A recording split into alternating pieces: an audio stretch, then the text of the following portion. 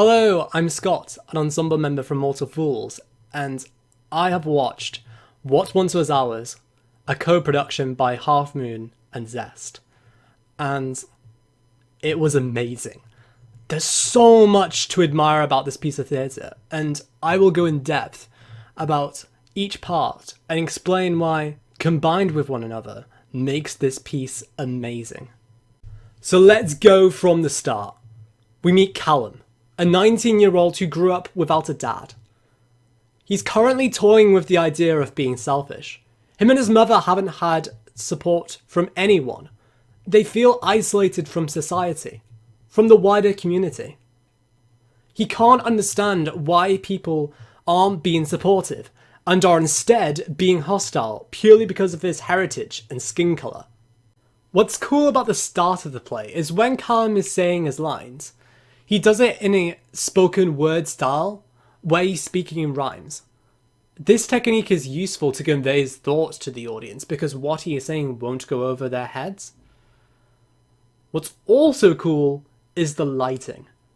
They used lighting to show what was going on and what was going through a character's head. Blue lighting meant they're in their head, while white lighting was reality. While Kalam was delivering his spoken word piece, the lighting was blue. So the audience were not just introduced to Kalam as a character, but also his psyche, how he thinks and sees the world. Next, we are introduced to Katie, a 17-year-old who has a stable family, but she too feels isolated and can't understand why things are the way they are. She too is speaking in rhyme and has blue lighting. Already, the play is telling us that these two characters have a connection. The lighting changes from blue to white.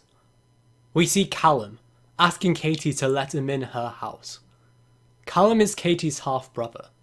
They share the same dad. Katie doesn't want him there. She sees Kalam as having a malicious motivation. Wanting money, getting a girl pregnant, or just being disobedient. She lets him in and they have a cup of tea. She mentioned to him that her mother would hate that he was in her house. We learn that Katie's mother has adopted a racist view of the world, seeing immigration as the sole problem as of why she thinks society has changed for the worse. Although Katie doesn't want to admit it, she too inherits those views. The conversation between the two characters develops into a heated argument. Katie emphasises that she feels scared of people like Kalam because she sees them as threatening her life, taking her family's jobs and committing terrorist attacks. She's terrified that people like Kalam will take everything away from her, her family, her lifestyle, and her identity. It is clear to the audience that these views are bigoted.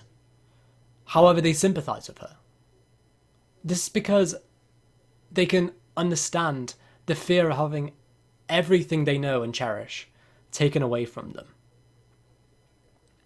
And how this fear can lead to beliefs like the ones she shares with her mother. I think this is brilliant character development because it's easier to make her seem like the villain. But they didn't. They humanised her, which is great. And this contrasts with Kalam's argument. He's saying he's done nothing wrong, and he shouldn't be criticised for things he never did. And just because he might share a similar heritage, or a similar skin colour, that doesn't mean he should be held accountable for the horrific actions shown on television. It makes sense that Kalam is the rational one in this argument because it counterbalances Katie's irrational behaviour. Eventually, they both arrive at a similarity. Feeling isolated. They both feel isolated, alone, and don't understand why things are the way they are. Which consoles them both because they're not alone in this. It was so good that they both came together because the audience can empathise with both sides, which bridges the divide. Soon after, Kalam and Katie play Twister, The scene is nice and comedic, which is refreshing because before then they explored some very heavy topics, and the actors make it really funny. But this can go on forever, and soon the two characters are back to arguing. Eventually, they come to the conclusion that both of them are wasting their time, and Callum decides to leave.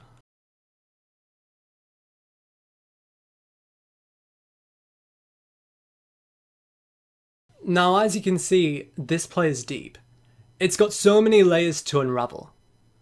But there's one final aspect, an important aspect, that I haven't talked about until now. Throughout the play, you will hear the voices of young people talking about the themes the play explores.